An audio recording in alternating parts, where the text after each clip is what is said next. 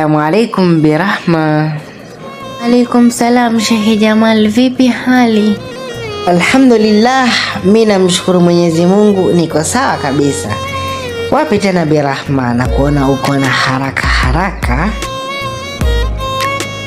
Ndiyo Sheikh Jamal, nawahi kutoa darasa kwa kina mama kama Mtume Muhammad sallallahu alaihi wasallam amesema, khairukum man ta'allama al-Qur'ana wa 'allamahu, mbora wenu nyinyi ni yule ambaye anajifunza Qur'an na kisha akaifundisha. Mashaallah Birahma, hakika dini imekukaa vyema kabisa. Lakini leo nataka nikuulize swali moja. Hivi umewahi kuomba dua kwa muda mrefu halafu ukaona kama hujibiwi? Ndiyo, wengi hupitia hali hiyo, lakini kwa nini hutokea hivyo? Mtume Muhammad sallallahu alaihi wasallam ametufundisha kuwa Allah hujibu dua za mja wake, isipokuwa kama anaomba dhambi ama kukataa ndugu, au anakuwa na haraka akisema nimeomba lakini sijibiwi. Kumbe kukata tamaa ni kosa.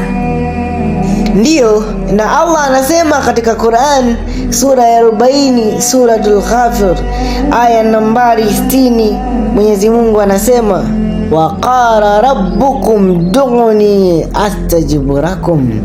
Iliza tafsiri ya aya hiyo katika Qur'an, Mwenyezi Mungu anaposema na Mola wenu amesema niombeni nitakuitikieni.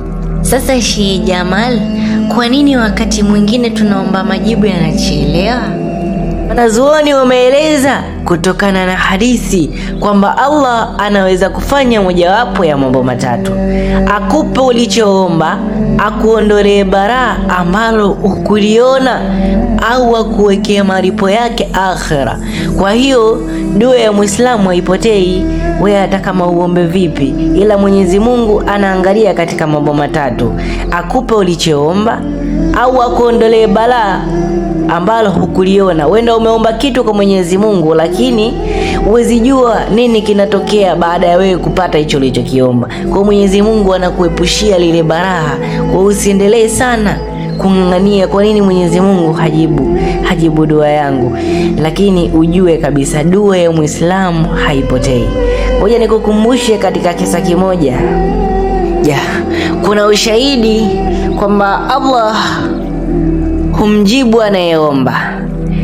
Unakumbuka Nabii Yunus alayhi salatu wassalam alipoingia tumboni mwa samaki, hakukuwa na mtu wa kumsaidia. Chini yake kulikuwa na bahari, juu yake kulikuwa na maji, na kulikuwa ndani ya tumbo la samaki gizani. Lakini hakukata tamaa, aliendelea kumwomba Allah kwa unyenyekevu. Akasema la ilaha illa anta subhanaka inni kuntu minadh-dhalimin. Iza tafsiri ya maneno hayo Yunus aliposema, Nabii Yunus alayhi salatu wasalam amesema hakuna mola apasai kuabudiwa kwa haki isipokuwa wewe, umetakasika, hakika mimi nilikuwa miongoni mwa waliodhulumiwa nafsi zao. Subhanallah, Allah alimjibuje? Allah amesema fastajabna lahu wa najainahu minal ammi, basi tukamuitikia tukamuokoa katika dhiki, na hivyo ndivyo tunavyookoa waumini. Kumbe hakuna hali ngumu kuliko uwezo wa Allah. Ndiyo Birahma, fundisho la kisa hiki ni kwamba usikate tamaa na dua. Kama Allah alimtoa Nabii Yunus kwenye tumbo la samaki, basi ana uwezo wa kukuondolea shida yoyote unayopitia. Endelea kumuomba kwa ikhlas na subira, kwani Allah hawaachii wanaomtegemea. Subhanallah, kumbe kila dua ina faida. Ndiyo, usiache kumwomba Allah. Huenda dua unayoiona imechelewa ndiyo itakayobadilisha maisha yako kwa wakati ambao Allah ameuchagua.